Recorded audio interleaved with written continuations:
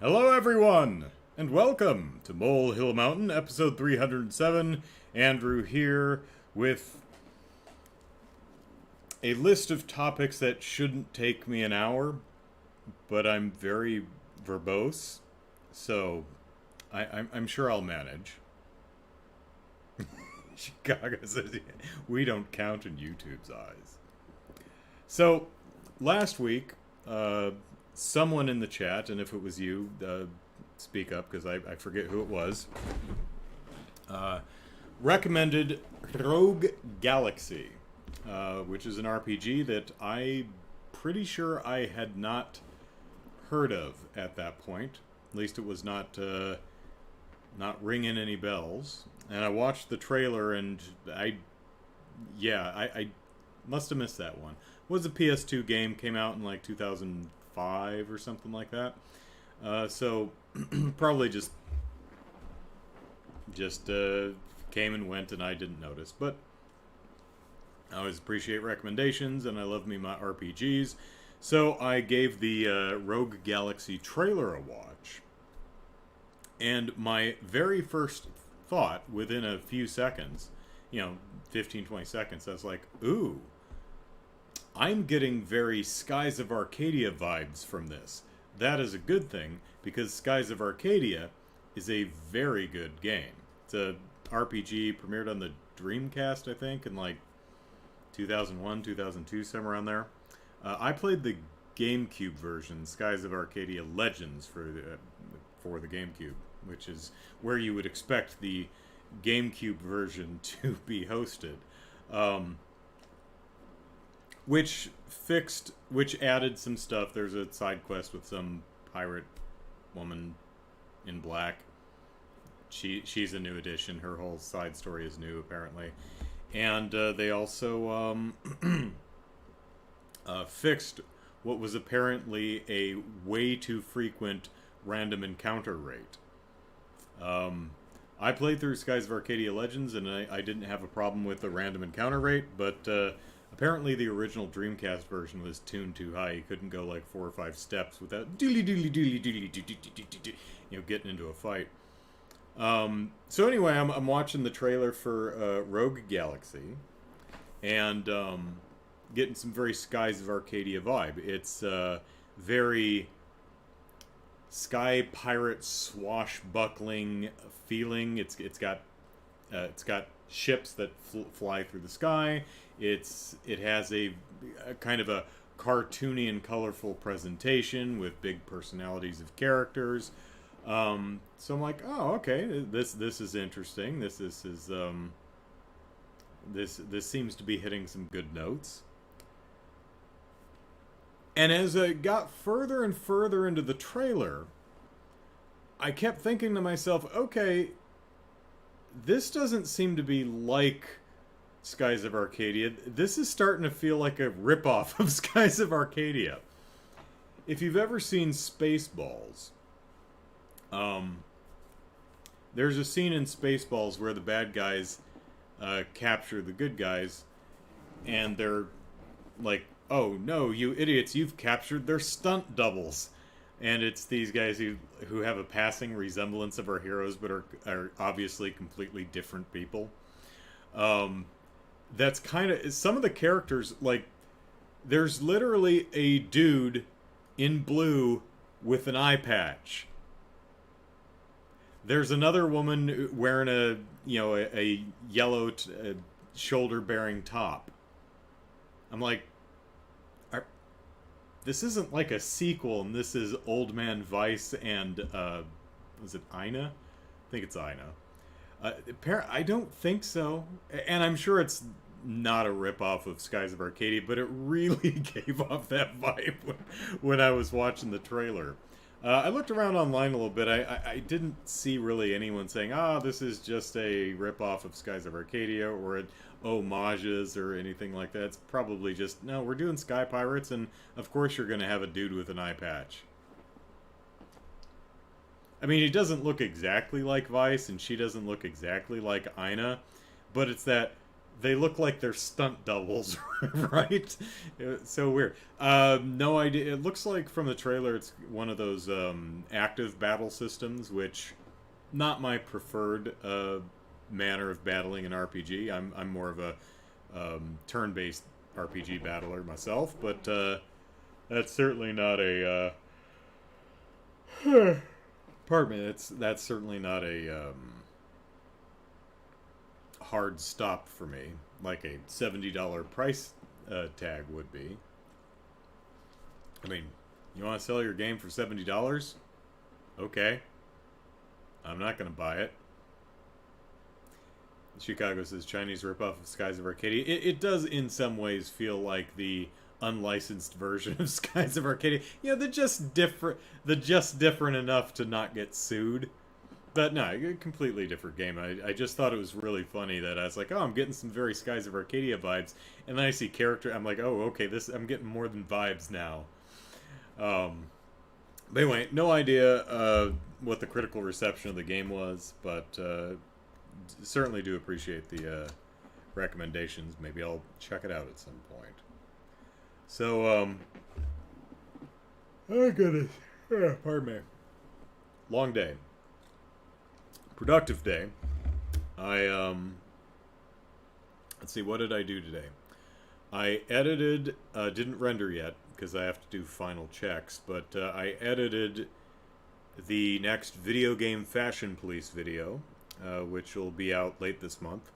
It is covering Lady Dimitrescu from Resident Evil Village. Resident Evil Village Gold comes out the end of the month. We'll be playing it for the Extra Life charity event. So it seemed like a pretty good synergistic time to release that Video Game Fashion Police episode, which my sister and I actually recorded, I think, more than a year ago. I think we recorded in, like, spring of 2021. I've just been sitting on the footage for a year and a half because I was waiting for... Because when we recorded, I'm like, I know they're going to come out with a special edition of Resident Evil Village at some point. So, when they do, I'll be ready with a Video Game Fashion Police video. And pretty proud of the video. I think it turned out really well. So look for that later this month. In addition to that, I scripted and filmed 2 promo videos for the Extra Life charity event, which is started next month, Saturday, November 5th. So the first of those... yawns. The first of those will be out this week. And then there will be a new promo every subsequent week up until the charity event. So the first promo will be talking about the return of the Super Mario Maker 2 levels. If you donate $10, you can submit a level code for Super Mario Maker 2, and I'll play it during the stream. So we're doing that again. That's always a lot of fun with the various levels and stuff that you guys come up with. Some are just really good, some are cute, some are trolly, some are musical. It's been a lot of fun these last couple of years doing that Super Mario Maker 2 thing, so I'm very pleased to bring that back. Man, I cannot stop yawning. Man, I wish yawns were voluntary as opposed to involuntary. It would be nice if you could just, not yawn. Sneezes, too. Although I've never had a problem with having to sneeze or yawn in the middle of, like, a stage performance, like doing a play or a singing concert. I've never been, like, on stage performing and suddenly... or sneezed in the middle. I'm sure it's happened at some point, but... to some actor at some point, but... I did eat my breakfast, eventually. Chicago's probably referring to a tweet I put out this morning. So, I got up, I made breakfast, and, finished making breakfast, turned off the stove, let it cool. Because, making, kind of an omelet. So, you make one side, you flip it over, you turn off the burner, and you let it sit for a couple of minutes so it will fry up on the bottom using the remaining heat. While I was waiting, I came out here and I started editing the the video game Fashion Police video. An hour or so later, I was like, grumble, grumble, grumble. I'm like, oh, shoot. And I forgot my breakfast. At least I remembered to turn off the stove. But yeah, I had cold breakfast sitting on the stove. So yeah, stop working while you're eating. Do not multitask in that manner. It's when you're me. Maybe you can handle that, but not I. Man. So it was a hell of a week this week. A lot of really cool things, if you're a dork like me, to look forward to. There was, on Tuesday night was the new episode of Andor, the Star Wars show, which took 4 episodes, but I'm finally really enjoying. The next night, Wednesday night, Tuesday night, Wednesday. Yeah, Wednesday night was the penultimate episode of She-Hulk, and that was a lot of fun. And then Thursday was the premiere of the Super Mario Brothers movie trailer, and then that night was the premiere of Werewolf by Night, which is something I've been really looking forward to since it was announced, particularly since they released the trailer back at, I think, D23 a month ago. But before we talk about all that crap,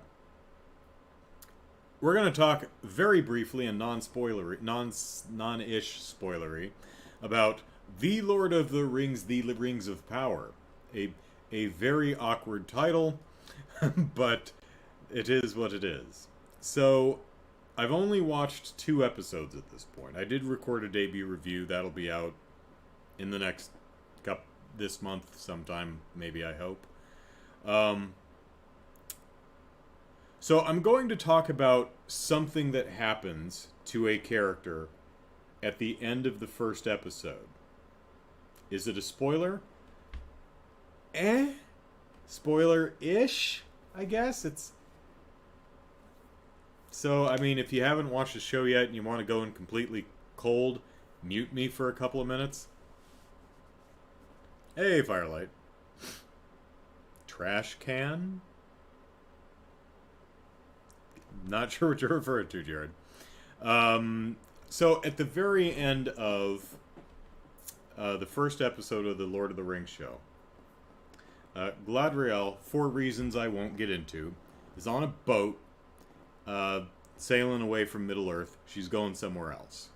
Well, she almost gets where she's going, and then she has a change of heart. She's like, no, I must return to Middle-earth.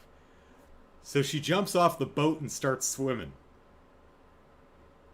The show is a trash... I'm not sure. I guess Lord of the Rings? Well, I've only seen 2 episodes so far. So far, I can't really say it's a good show yet. There's a lot of stuff I like. There's some stuff I feel isn't working. But at this stage of the show, from my perspective, it could still really go in any direction. It's not bad. I wouldn't even call it good. It could go either way. I've heard a lot of people say, okay, this show just sucks. And that seems to be the general consensus, that it's pretty, and it is, and that, the performances are fine. It's just not a very good story. I have heard that, don't know any details, and again, I'm only 2 episodes in, so, But we'll see, if it's good, great. If not, well, bummer. I'm a big Lord of the Rings dork. I love the books.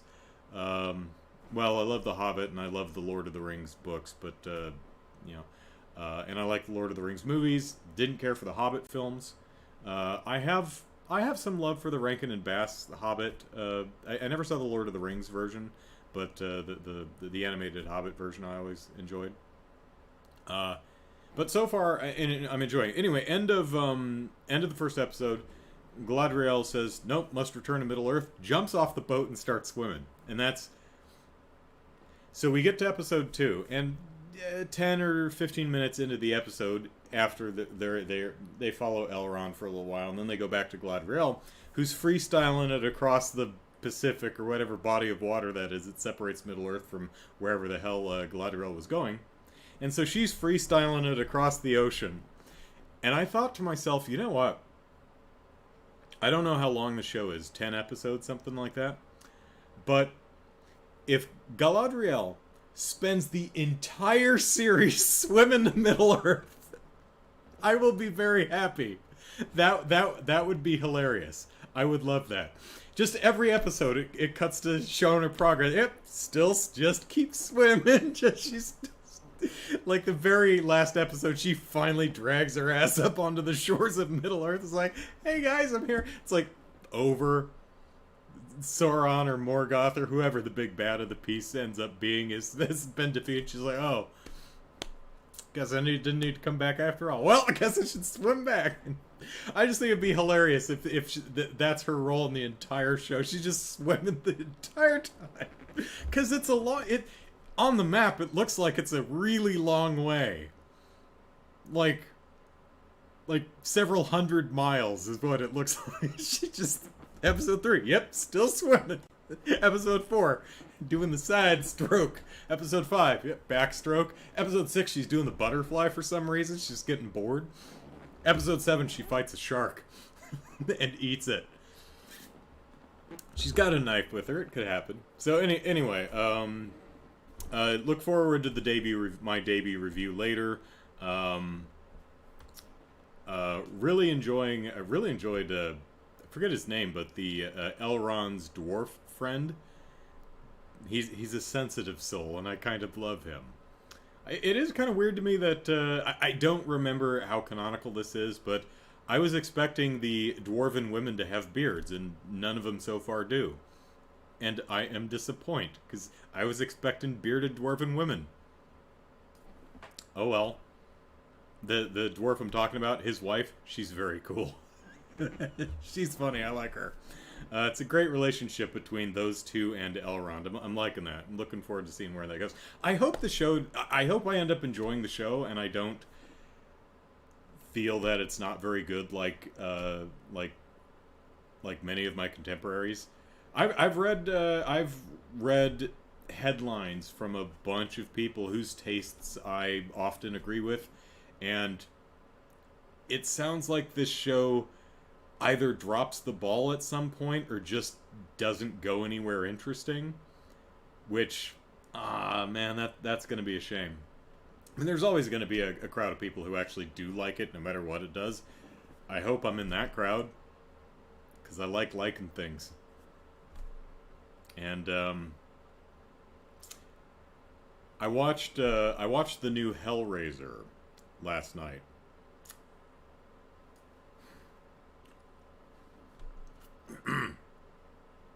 There's a lot I like about it. I like the lore. I like the new lore that they made up for the puzzle box, the limit configuration and the Cenobites. I like the new lore. I think there's some really interesting things to do with that. I liked the new design of the Cenobites. Instead of leather fetishists, they seem to be skin fetishists. The Cenobites are all naked, but they're wearing what looks like suits made of their own flayed flesh, which is a really interesting visual design. I like that. It's got some good lines. I mean, there's some classic Hellraiser lines like "We have such sights to show you." I think they reprised that one in this, and "Your tears are a waste. No tears, they're a waste of good suffering." Something like. There's some classic Doug Bradley Pinhead lines. What is her name? Jamie Clayton, I think, is the new Pinhead. Oh, it's not her though. It's a different Cenobite. Anyway, there's a line that's "Save your breath for screaming." I'm like, that's a good one. I like that. I like the way that the sets, the environment opens up and unfolds itself, kind of like the shifting lament configuration puzzle box. The environment kind of shifts and opens itself up to the other dimension for the Cenobites to come in, and the way they do it is very stagey, very theater. Like I'm getting a very, and this is not a bad thing, but I get real techie behind the scenes, pulling upright flats around on rollers. Just pulling the set around. It reads really well. I like it. I just didn't find the movie that interesting because I didn't connect with any of the characters, and the movie was just kind of, and the story kind of left me cold. A lot I liked about it, but overall, let me put it this way. I tweeted about this last night, but I was getting kind of antsy watching the film. I knew it was a 2-hour film. I was going to watch it the previous night, but I didn't realize. I thought it was an hour and a half. I was like, I'll watch this before Werewolf by Night. And then I said, oh, it's 2 hours? Oh, okay, I'll watch it tomorrow. So I knew it was 2 hours.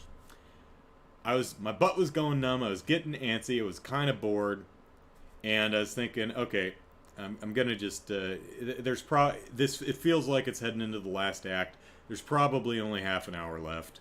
Let's pause it, take a bathroom break, and we'll see. So I pause it. No, there were 70 minutes left. I wasn't even an hour into the film. I'm like, oh no. Oh no, this movie's dragging. So yeah, I like liking things.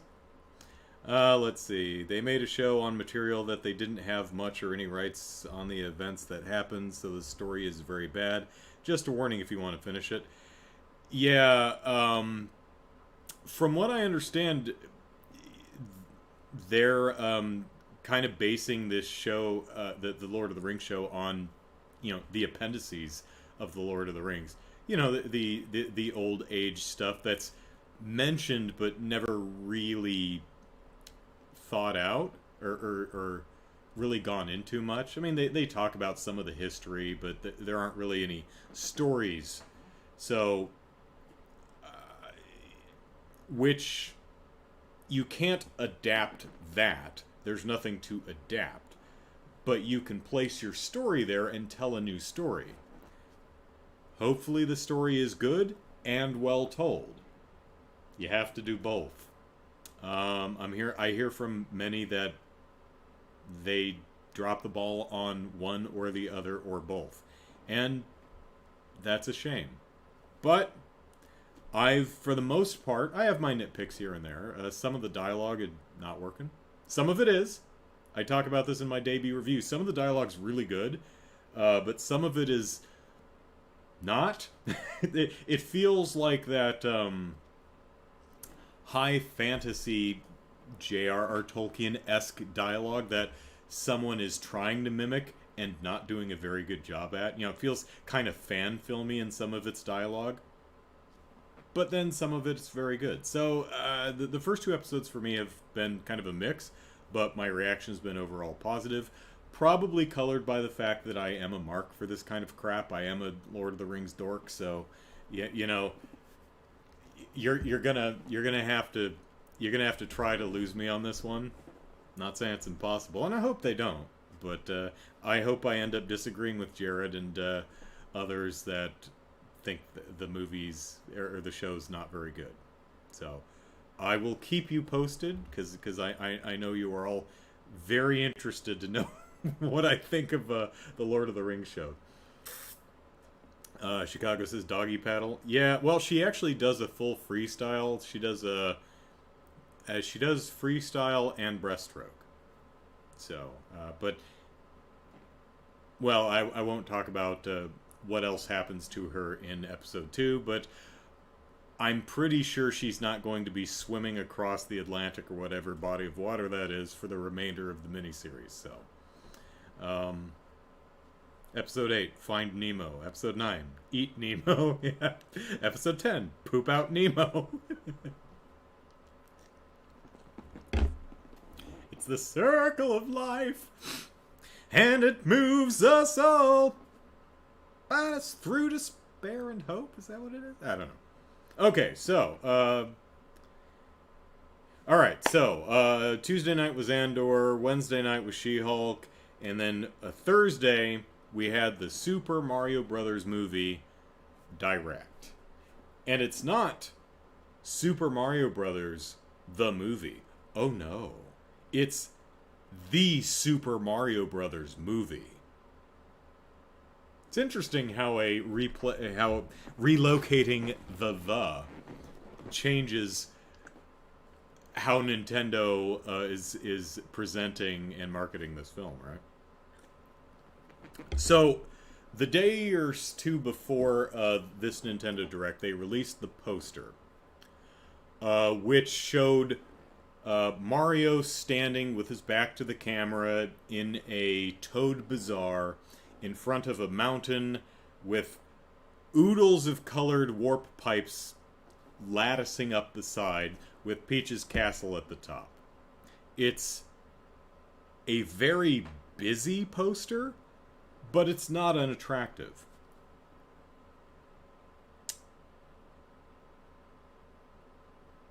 A lot of people said, "Where's Mario's butt? Where's that double-hander can that he sports? Did Nintendo censor Mario's butt?" My first thought was, well, now I feel bad that I didn't notice, but number two, after I took a look, I'm like, I don't know. Their overalls are rarely form-fitting. Generally in the games they are, just because, you know, his legs are modeled as a pair of overalls. You know, it's just kind of painted on, because, you know, that's just how character modeling works at that fidelity. Now that we've got higher fidelity, it's actually a body that's wearing an article of clothing. So, yeah, his overalls are not particularly butt-hugging. And I'm sorry if that makes you butt hurt. I get it. I truly do. Mario got buns. But there's always a sequel. So... But don't you dare do that to Solid Snake if you make a Solid Snake movie. Although that's Konami. That Nintendo doesn't own the rights to that. So,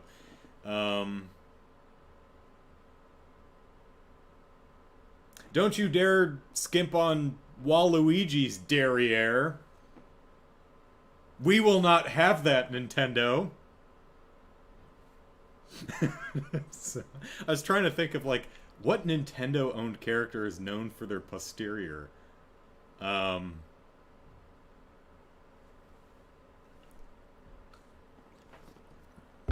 Waluigi. Nailed it in one. So, my takeaway from the poster was it looked less like a teaser poster for a movie and more like an advertisement for Nintendo World at Universal Studios. And I realize that the two projects are going to cross-market themselves. Yes, of course, obviously. But friend of the show, Jeremy Powers, chimed into me on Twitter. He says, you know, honestly, at first glance, I thought that's what the poster was. I thought it was advertising Nintendo World at Universal Studios. There will probably be that's probably not the final poster. That's a teaser poster. But anyway, that was my my take. Too many warp pipes on that mountain, though. Good God.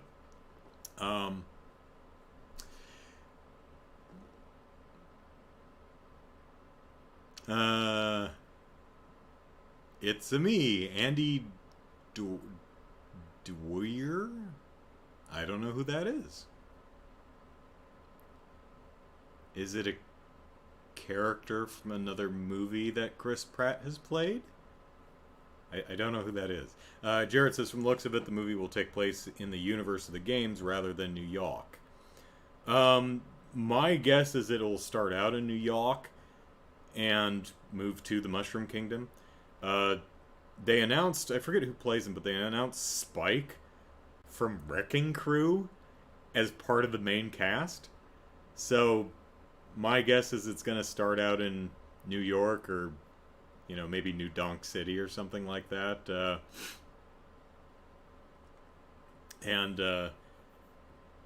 You know, Mario and Luigi are probably at the construction site, you know, being chewed out by Spike, their boss, and fall through a warp pipe and get spit out into the Mushroom Kingdom. Now, the interesting thing is, will Donkey Kong, who we know is in the movie, I think Seth Rogen is the voice of Donkey Kong. Cranky Kong's in there, too, so, So here's the question: is Donkey Kong going to menace Pauline at the construction site that Spike is the manager of?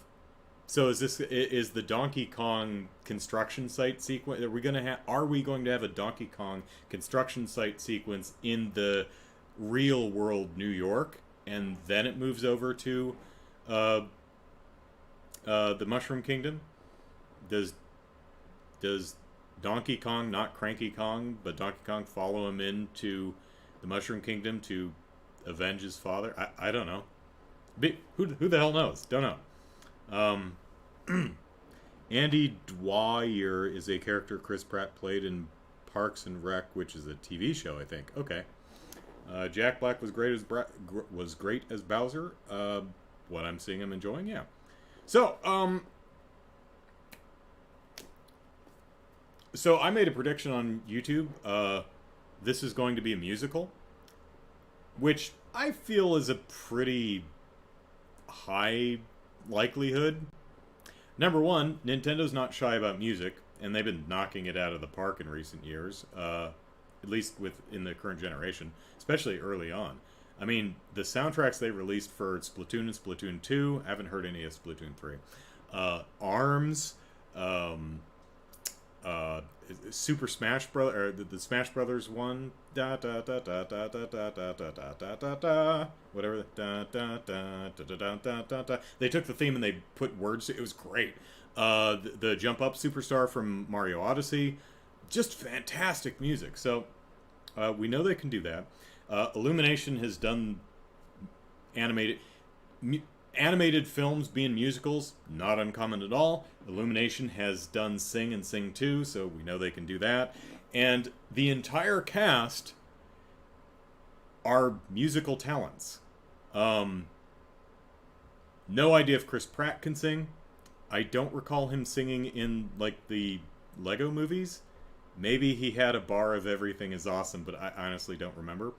But Anya Taylor-Joy, she can sing. I've heard her do it.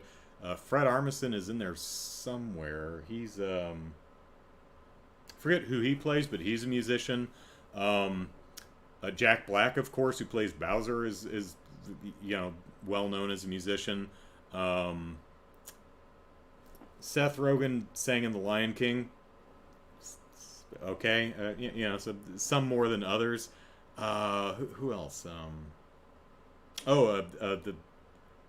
What's his name? The dude who plays Toad.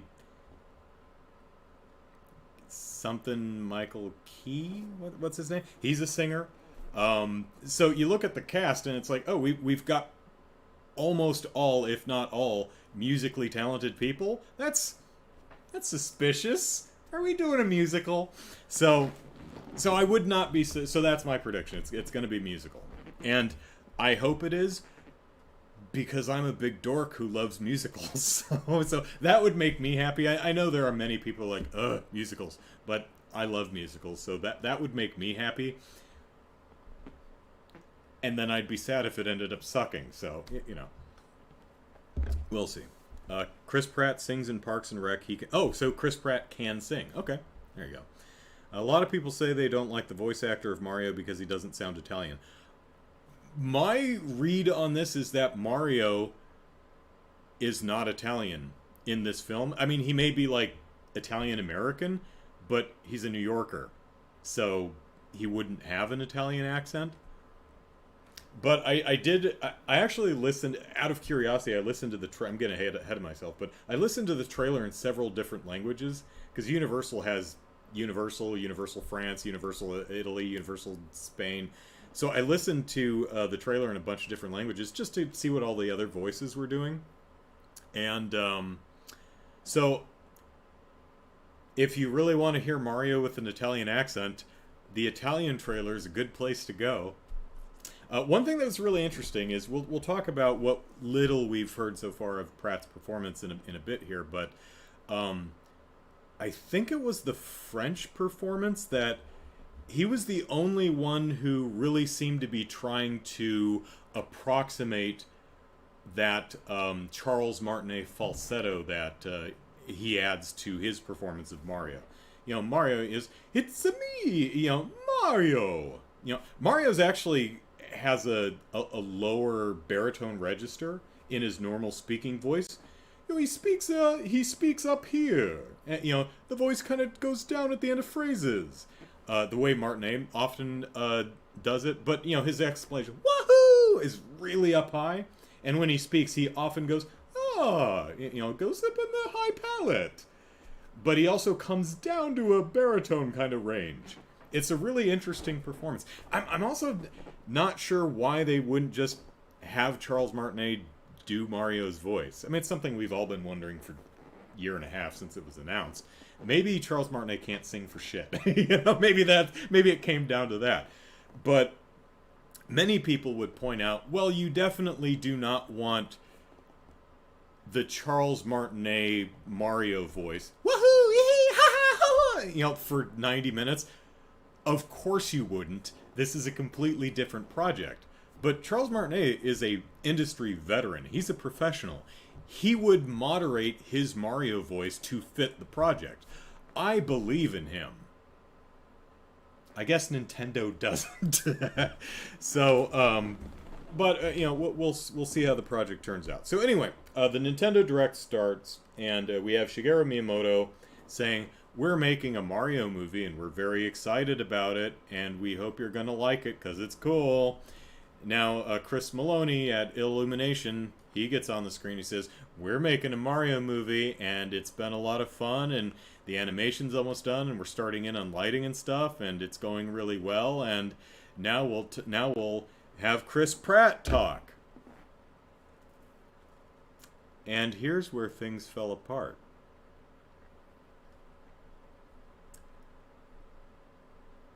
Would a New York accent be slightly Italian? I mean, it could be. But who knows what Mario's history is? Are his parents Italian? Do they speak Italian? Is he first generation American? Who the hell knows? I mean, Mario is whatever you make him. I'm not really too hung up on... I mean, if he's supposed to be Italian, and he, grew up with parents who spoke Italian, you would expect some of an Italian influence in his delivery.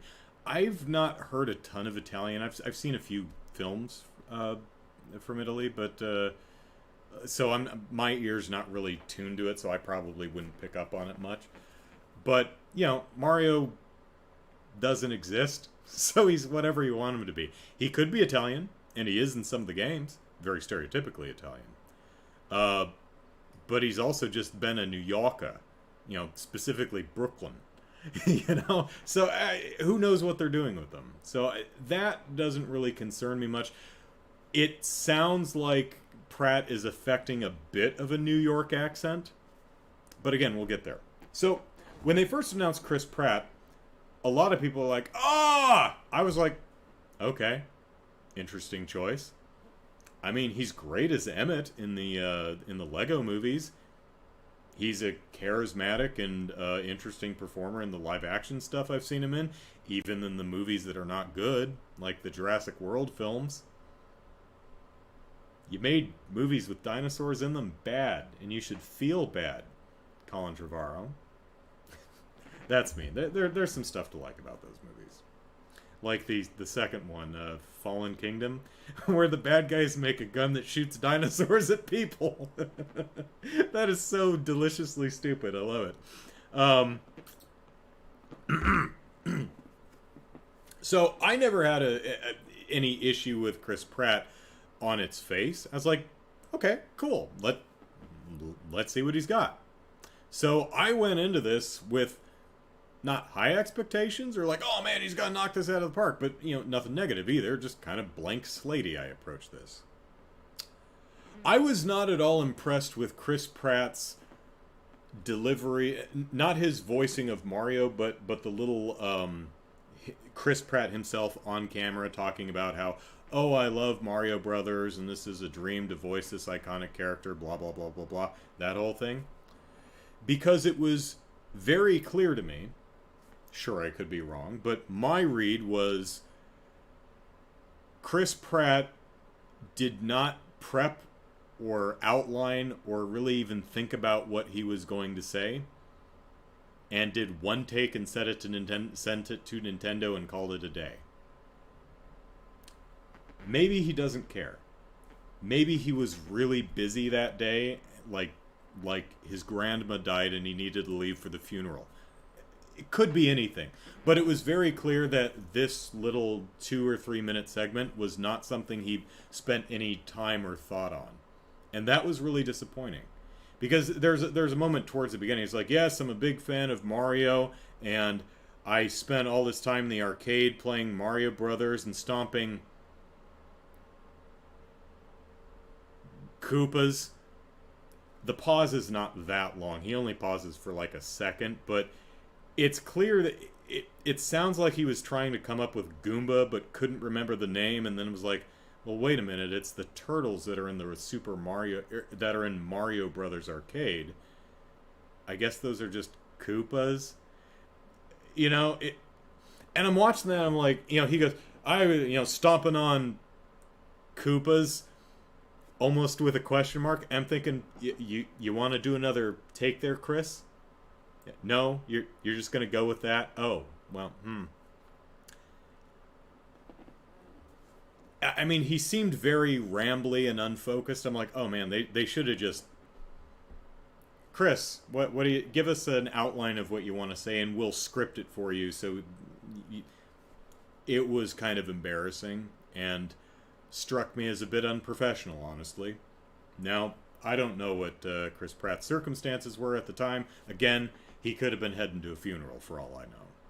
But yeah, it came off as very unprepared and uninterested. Jack Black, on the other hand, who followed him, seemed like he's probably just a hell of a lot better at riffing than Chris Pratt is. I mean, he may have just rolled out of bed and done that, and if he can do that, great. Or he thought about it and outlined it, and maybe he did a couple of practice things about what he was going to say. And his segment was fun and charming, and most of us were like, no one cares, just show us the trailer. So, yeah. Let's see. And maybe playing as Mario for a full movie might tax Martinet's Yeah, it's a hard T. It's Martinet's voice. Well, I mean, you record in sessions. So it's not like, all right, Charlie, get your ass in there and do the entire thing front to back for 90 minutes. Not how that works, but yeah. Hey, Chaos says Jack Black's going to kill it. I think he'll be great, yeah. Lee says, I never thought of Jack Black as Bowser, though because most he played the character was cool stuff, and Bowser isn't that way. Chicago, Chris Pratt on camera seemed like he was high. Maybe? I don't know. My read was just uninvested. I mean, that pause where I'm stomping on Koopas, it was like, you want to take that again? No, yeah. I recorded Extra Life promo videos today, and when I had, I don't have perfect delivery. No one does, but when I screwed up or felt the timing, I shot it a couple of times, so I have options in the edit, right? I didn't just, I screwed that up, but whatever. Yeah. I don't know. I was not impressed, but who knows what the circumstances are. Mario movie is going to give live-action Sonic movie a run for its money.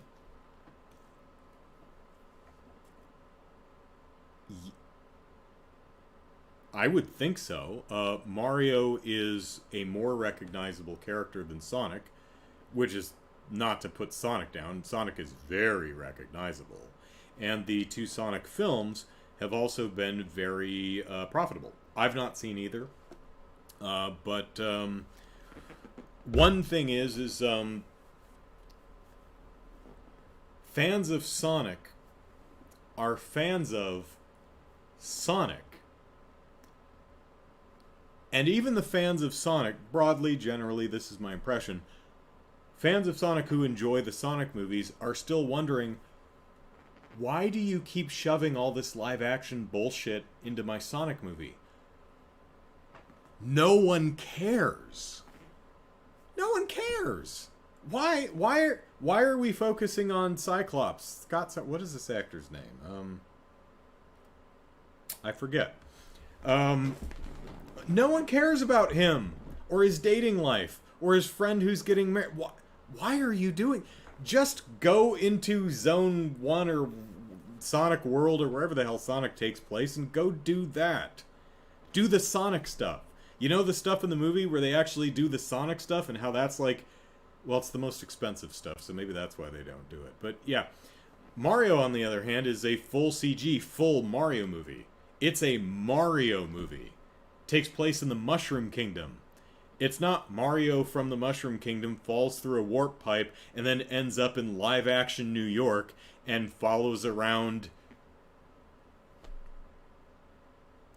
Warren Beatty. I don't know. Some live-action actor who... Why Warren Beatty? It would be someone who's, in their 20s or 30s. Now, Zac Efron's probably pushing 40 at this point. I don't know. But, the same thing they do with the Smurfs movie and the Chipmunks movie and the... almost every time they adapt some cartoon, they're like, I know, we're going to isekai them into the real world. And it's like, no, don't do that. No one wants that. Even when they do live-action versions, like they did the Masters of the Universe movie with Dolph Lundgren back in 88, 89, somewhere around there. They're like, oh, let's isekai He-Man and his friends into Los Angeles. No! What? No! No! No! That's not what anyone wants! Not a single child of the 80s was watching He-Man and the Masters of the Universe saying, you know what I want? I want to see He-Man in live action fall through a portal and land in Los Angeles. And spend time with Courtney Cox and some other guy who is just some dudes. No! No, no, no, no! That's not how you do... I know it's cheaper to do that. You know what? I mean, their version of Eternia in that movie was just the Los Angeles desert. It was like Palm Springs or something like that. I mean, that was about as cheap as you could have shot it anyway. You could have just kept it you could have kept it a post-apocalypse Eternia. Ugh! Ugh! So, yes, I think... I have a feeling that the Mario Brothers movie will stack up, will be quite competitive with the Sonic franchise. So that was kind of a roundabout way of getting there, but yeah.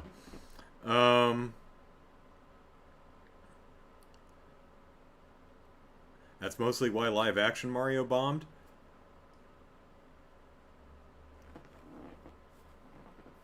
Well, partly, yeah.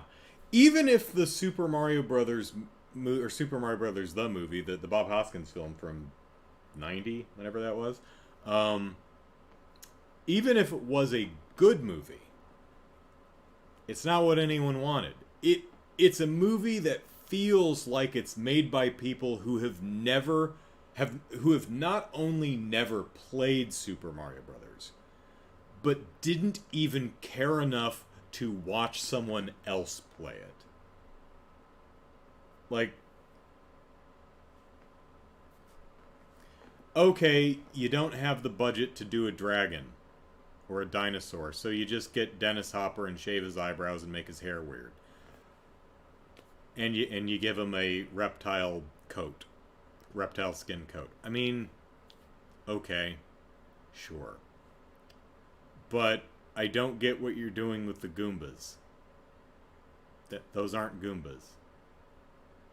I mean, you made Yoshi. It was for 1990 or whenever it came out. The animatronic for Yoshi was pretty decent for the time. But why is he solid yellow? Did you just hear, oh, we need Yoshi? What is a Yoshi? It's a little dinosaur. How little? It's, like, 2.5, 3 feet tall. Okay. You want to look at a design of it? Nah, it's fine. I got it. Little dinosaur. Whatever. It's this sickly yellow looking thing. Can't even get the color right? Oh, look, a Babam. It looks exactly like a Babam, except it's literally this big. It's this tiny little wind-up toy.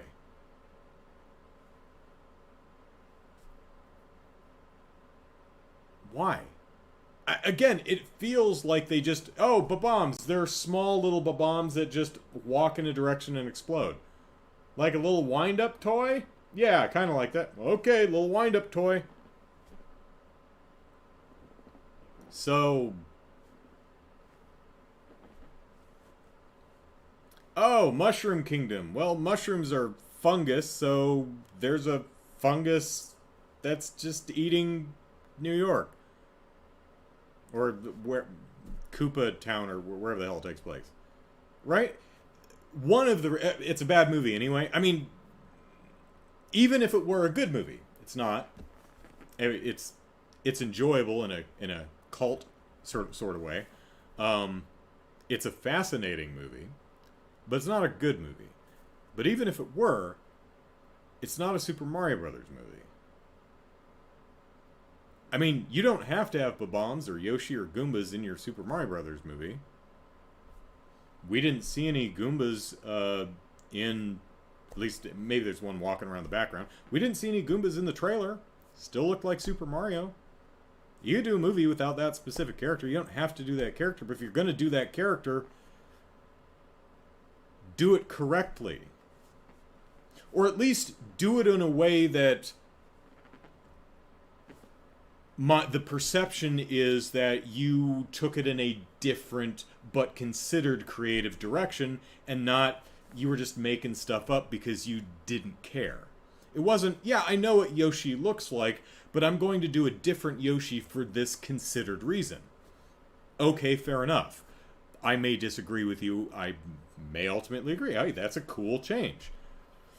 But that's not the perception. The perception is no one had any idea, nor did they care about what the hell they were doing. That's the perception. That may not be accurate, but that's the perception that I know many others get after watching that movie. And that's insulting.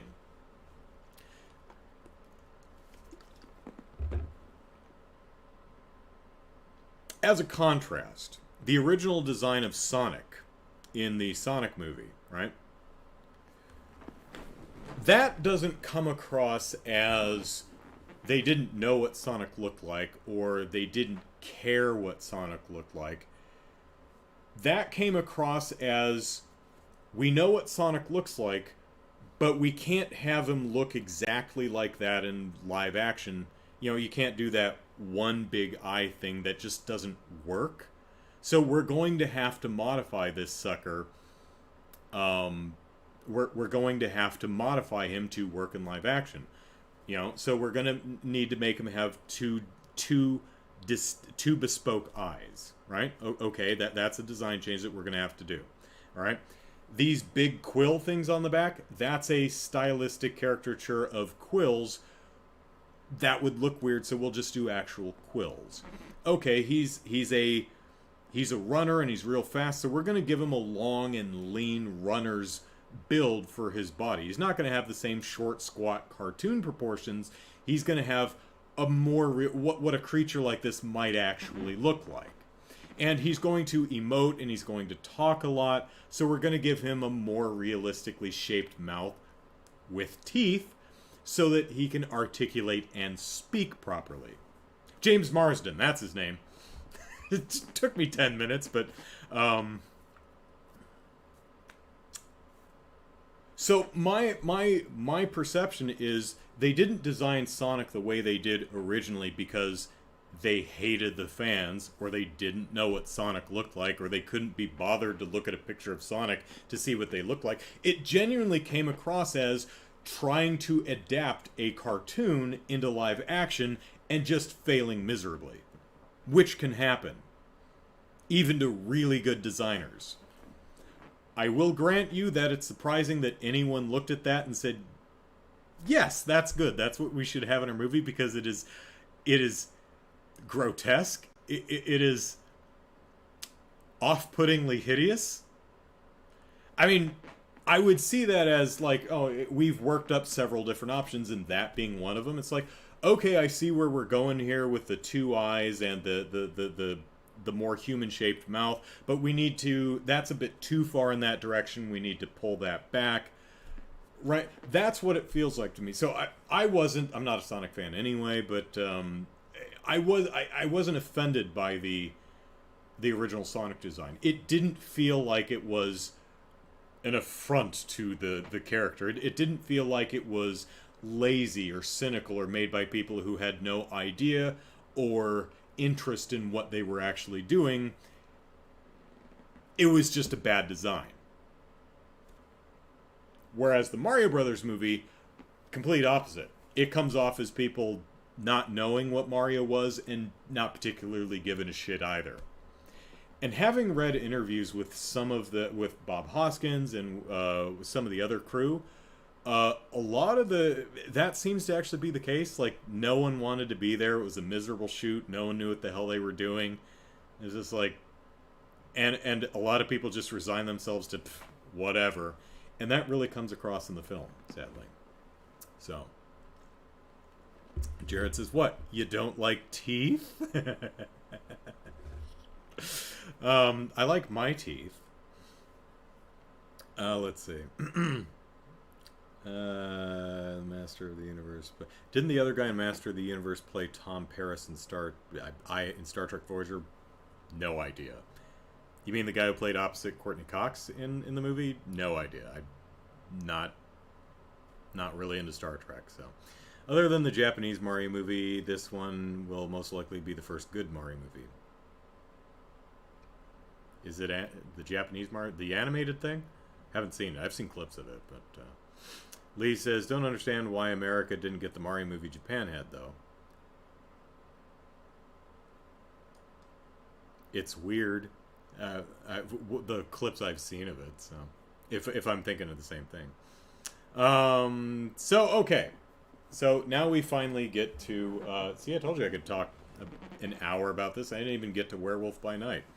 So the trailer. It's very pretty. What they've shown so far is quite striking. It looks visually very good from a modeling, texturing, lighting, not to the same extent, but to an appreciable extent, the animation looks really gorgeous. I honestly wasn't expecting... I was expecting something a lot more stylized and not just, we're going to dump money in this and it's going to look good. No, it looks great.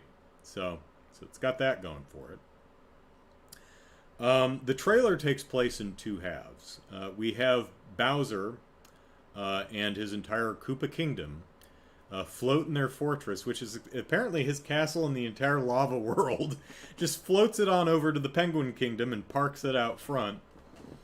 And then knocks on the door, or yells open the gate, and because I guess they have a star that he wants. But the penguins, you know, the ones that the baby versions that we dropped off the cliff in that one level in Super Mario 64, they don't take shit from no one. They come out ready to fight. And they do. And they start throwing snowballs at Bowser. And it's just and they have a little trebuchet with a slightly larger snowball. Flings a snowball and it, like, knocks one... They have just scores of rows of Koopa Troopas standing in formation. It's just, like, they end up knocking over one. And the king is like, that is but a taste of our fury. Do you yield? And Bowser's like, no. So at this point we've heard Bowser's voice. He yells open the gate and he's like, how about no? And then he says, I've got the star. No one can stop me. Sounds great. I'm enjoying Jack Black's performance. I don't know who's doing Kamek, but he's got kind of a Peter Lorre. It's Bowser, you know, kind of a affect going on. He sounds fine. I love whoever's doing the King Penguin is hilarious. They have the same general voice direction too, with the other languages I listen to. So that whole scene, I got an absolute kick out of. I thought it looked very, very attractive. The humor landed for me. I thought it was very funny. That scene is obviously chopped all to hell, but it flowed well and it had a sense of humor that was working for me. So now we switch to the Mushroom Kingdom. Mario gets shot out of a pipe, lands on a mushroom, and then flops on the ground. And then he stands up and says, "Where am I?" Well, it's kind of a quiet whispering to, "Where am I?" It's not much to go on. And then he's looking around and he sees a small blue mushroom. He's like, huh. Reaches out to touch him, and Toad walks up, who is, and I keep forgetting the actor's name, something Key. Yells at him. He's like, "No, don't touch that or you'll die!" And Mario's like, "Jesus Christ!" And he looks and he goes, "Oh, no, wait, no, this one's perfectly safe." That's funny, because if you're a Mario dork, you know that it's the purple mushrooms you have to watch out for. Blue ones are fine. Blue shells, those will kill you. And they're very unfair. But blue mushrooms, fine. Purple ones, no. Those are the lost level mushrooms, and those will kill you dead. Although I think the blue ones are like mini mushrooms, right? So I loved something... What is his name? Something Key. His performance, his voice as a Toad. I thought that was really funny.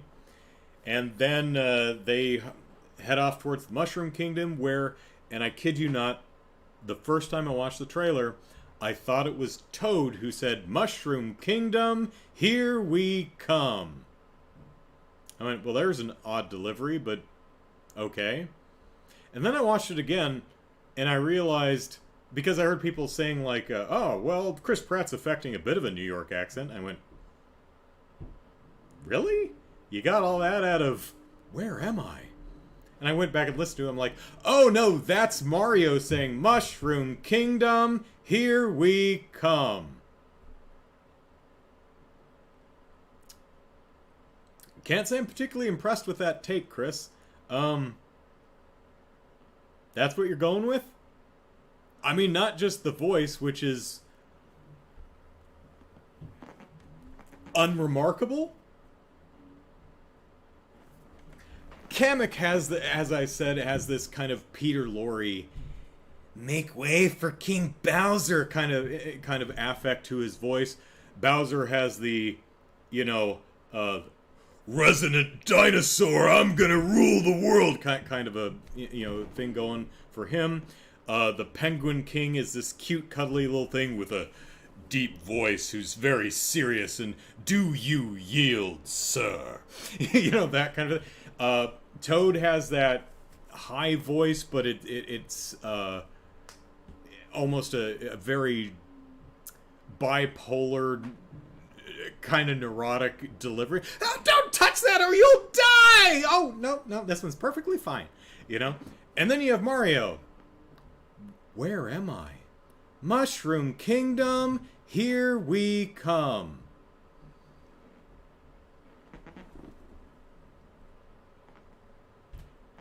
Maybe it works better in context. So even if I had no idea who the actor was, that would stick out as that's a voice that is really non-distinct, non-memorable. It's not... And the delivery is so weird. I mean, his... from falling off of a mushroom, that one worked. His, "Where am I?" Fine. "Mushroom Kingdom, here we come." Was that the best take? Because that's a weird delivery. Really, Nintendo? Nintendo, you've known for a year and a half that many extremely online people have been hesitant about your casting of Chris Pratt. So you've known for a year and a half that people were charitably taking a wait and see position on this, and this was the line and line delivery you decided to go with?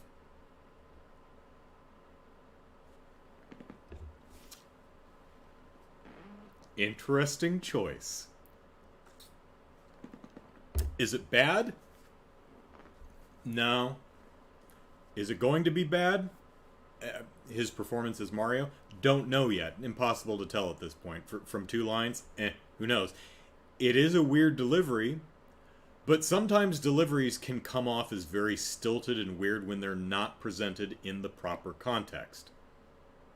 And I'm willing to bet that that particular line, if it's even in the movie, is not on that shot with that timing. So, another prediction for you. So, Mario's design, other than his asslessness, which I'd take more as his overalls are more realistically fitted and baggy, looks fine. I don't know why they decided to put a big pocket in the front of his overalls bib. He's also kind of got a very short collared shirt going on, which is an interesting choice, but looks fine. Maybe they're doing that because he actually has a neck and his head is not, connected to his torso. They're like, oh, it looks kind of weird. Huh, okay, let's give him a slight collar on the short shirt. So that's an interesting design. His eyeballs are over-designed. For me, they just went way too far on the eyes. Because not the size. The size is fine. His proportions are fine, but just the pupil and the iris and the intricate design, it's just over-designed. Which, from what little I saw of Luigi looks great, eyes included. So it feels like they're just, no, we've got a Windows to the soul this shit. It's like, you went a little bit too far on the eyeballs, I think. But, But, overall, it's pretty and the humor is working for me. So, yeah, I'm looking forward to seeing it. Hopefully it comes out on a streaming service that I subscribe to. Where do you think Disney would actually release its, would I have to stream it? Are they going to make a Nintendo channel? Am I going to have to subscribe to Nintendo Online to, watch the movie on its own damn server? Oh, that would suck. I don't trust Nintendo to do a streaming service, do you? So, yeah, I'm looking forward to the Super Mario Brothers movie. I'm liking most of what I'm seeing so far. I'm not sold on Pratt's performance, but everyone else's seems fine, and it's pretty, and the humor's working for me. So, yeah, I'll see it. Not going to the theater to see it, because I don't go to the theater anymore, so I'm kind of wondering when I'll get a chance to see it, but, yeah. Keegan-Michael Key. That's it, Chicago. Thank you. I was like, I think there's a Michael in there, but Michael Key doesn't sound right. Keegan-Michael Key. That's right. Thank you.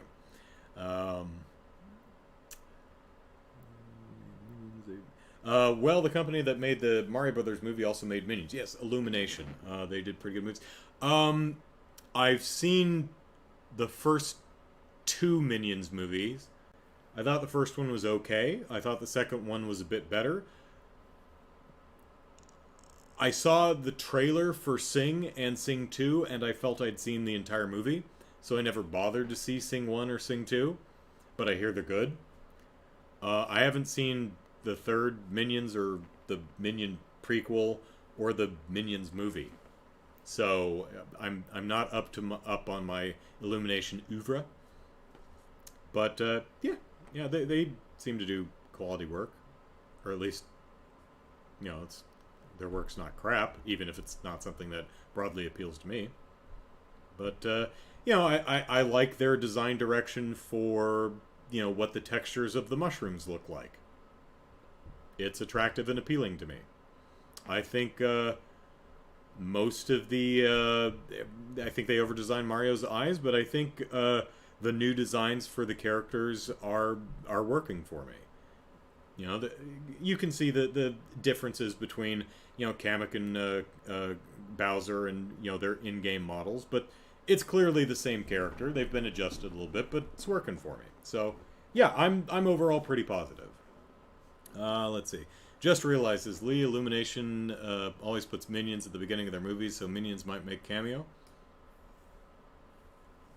Be interesting to see with the Illuminations logo, kind of like how Pixar has a little hopping lamp. They have the little Illumination. Minions crying at the logo. Yeah. And will a turtle shell, zoom across the screen and knock him over? Yeah, maybe something fun like that. Or you have a Wiggler just marching by.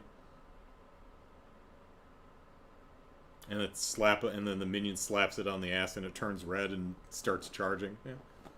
Who knows? Is that an RPG ref you don't know? Not sure specifically what you're referring to, so don't know. Lee says, Toad in the show was always annoying. I wonder if he'll be less annoying in the movie. Good question. We'll have to see. I did like his one line and his delivery and the joke. I thought that was funny, so we'll also see how much of the movie he's actually in. And he's on the poster too, so Illumination, sometimes their stuff is on Peacock. Okay, so that's a streaming service I don't have. It'll probably end up on Peacock or Apple Plus or something I don't have. Can't have them all. Alright. Blue mushroom purple. Oh, no, that's not an RPG thing. That's a Mario Brothers thing. So in the Lost Levels, Super Mario Brothers Lost Levels, which was originally Super Mario Brothers 2 in Japan, but then Nintendo of America said, oh, that's way too hard. Americans can't play that. So they adapted Doki Doki Panic as Super Mario Brothers 2.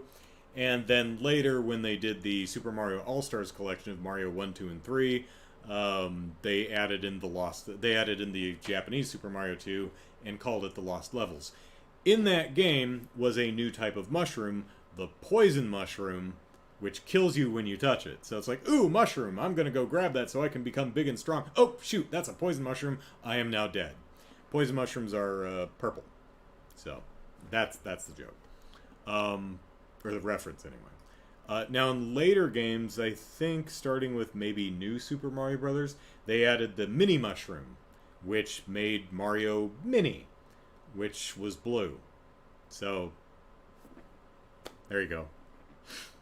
Alright, quickly. Werewolf by Night.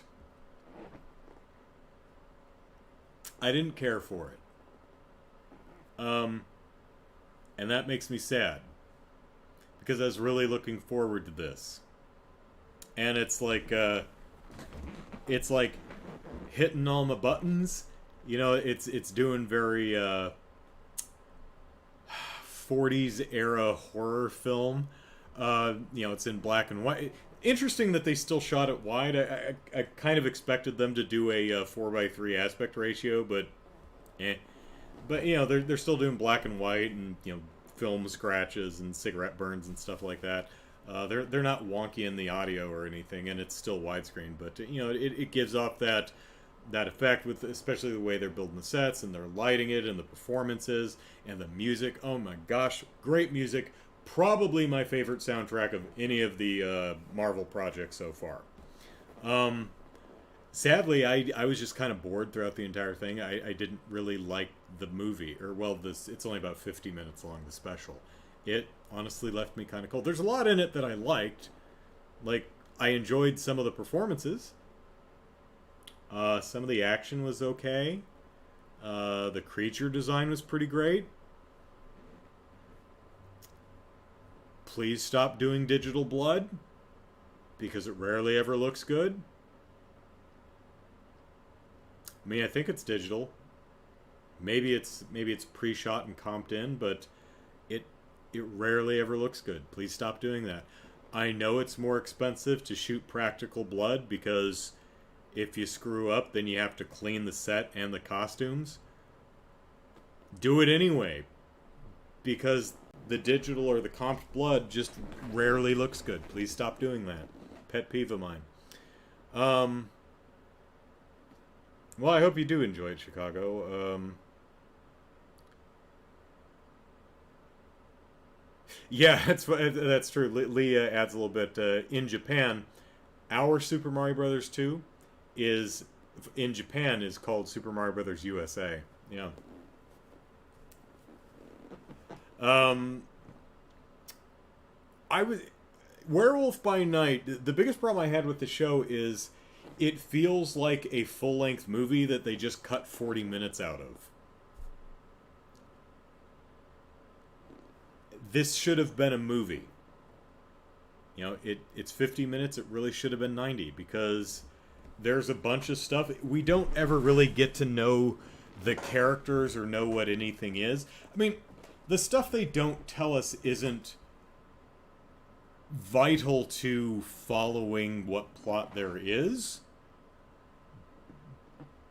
but it would help to get to know the characters.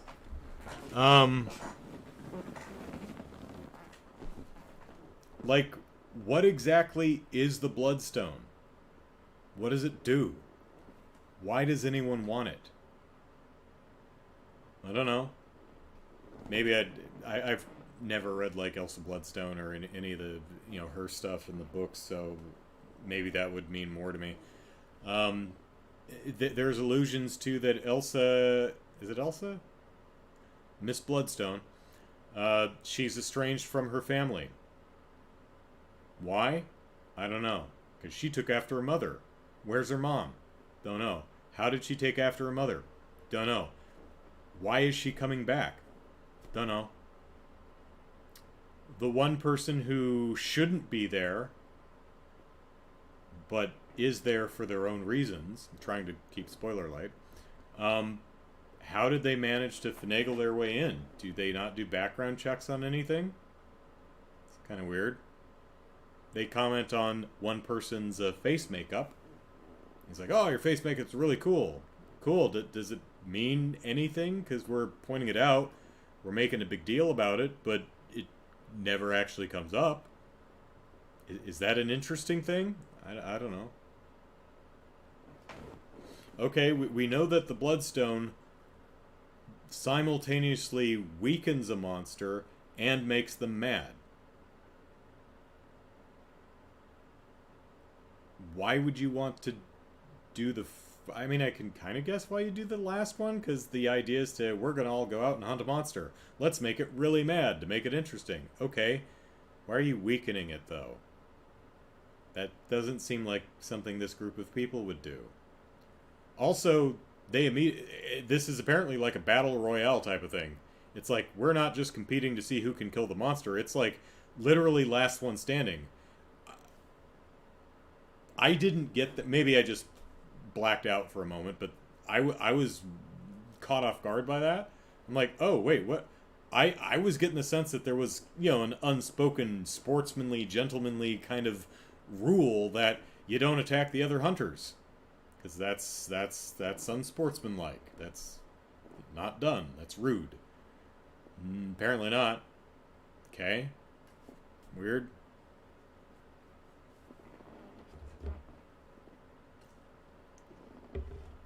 So now that the end of the show happened, what are any of the characters doing? Don't know. Don't really get into it. It's because we don't know who any of the characters are. We don't know what they want. Which is why, for me anyway, the show was mostly just kind of a drag. Performances are... There's a lot I like. Performances are solid. I like a lot about the way the show is shot. Again, love the music. Love the performance of Veruca, the evil stepmother, Ulysses Bloodstone's second wife, I guess. She was a hoot. Oh no, don't get too close to the werewolf cage. Oh no, he grabbed your arm. You've seen this in the trailer where she's too close to the werewolf cage and it grabs her arm and like pulls her against the bar. And then he just kind of holds her for 10 seconds and then doesn't do anything. Doesn't like bite her or claw her arm or rip it off at the shoulder. I guess he just was snuggling her arm for a sixth of a minute. Okay. Weird. Oh no, I'm trapped in a cage with a guy I don't know who transforms into a monster that I don't know anything about. Oh. It's a shame we haven't set up what this monster can actually do, because then we might feel some tension. Kudos to the actors. The actors are selling it. I know I should be afraid because the actors clearly are, but I don't know what the monster is. I don't know what it can do. I mean, you say it's terrifying. You say I don't want to see it, but kind of one of those show don't tell examples. Feels kind of like we needed a cold open where we see the resulting carnage of what this monster can wrought. And then when we're back in this situation, we're like, oh no, this person is trapped in the cage with the monster who perpetrated that horrible scene we saw at the beginning. Oh wow, that person's screwed. But no, we don't get any of that.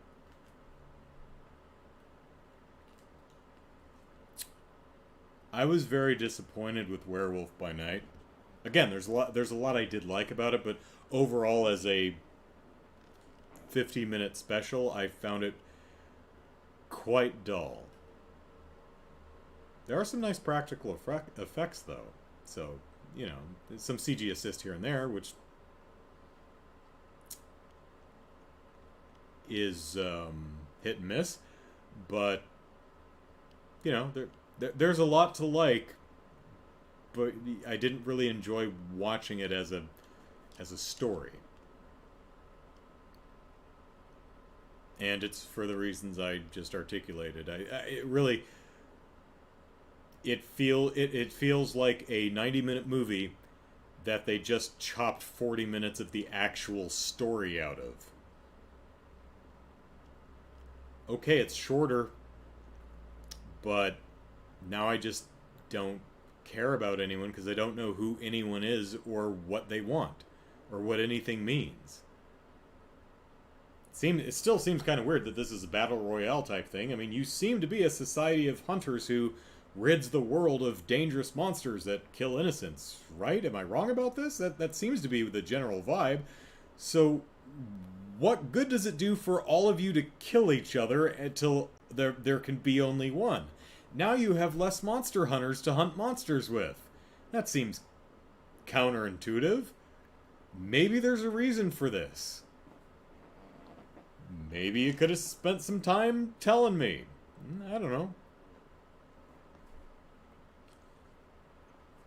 So anyway, I was disappointed with Werewolf by Night, but hey, I would happily see Jack Russell and his friend and Ilse Bloodstone, and I would happily see these characters again, just hopefully in a better story where we actually learn something about them so that we can care about them and enjoy the ride, the experience, the adventure that they go on. So, okay. That's it for the podcast. Wow, I was like, I only have these slight topics. Can I really squeeze an hour out of this? Hour and a half later? Yes, I can. So tomorrow we return to Trails in the Sky. I think we're finally putting Richard in our party. We've had him for a while now. Haven't used him yet. So I think we're actually gonna. I think we're doing a door with him or something. But anyway, so that's tomorrow. So noon Pacific Standard Time tomorrow. We'll play some Trails in the Sky the Third, and I'm sure we'll beat it tomorrow. Yep, yeah. Tomorrow's the day. We're just gonna play it till the till the end. Probably not. So have an excellent rest of your night, everyone. Take care. Bye bye.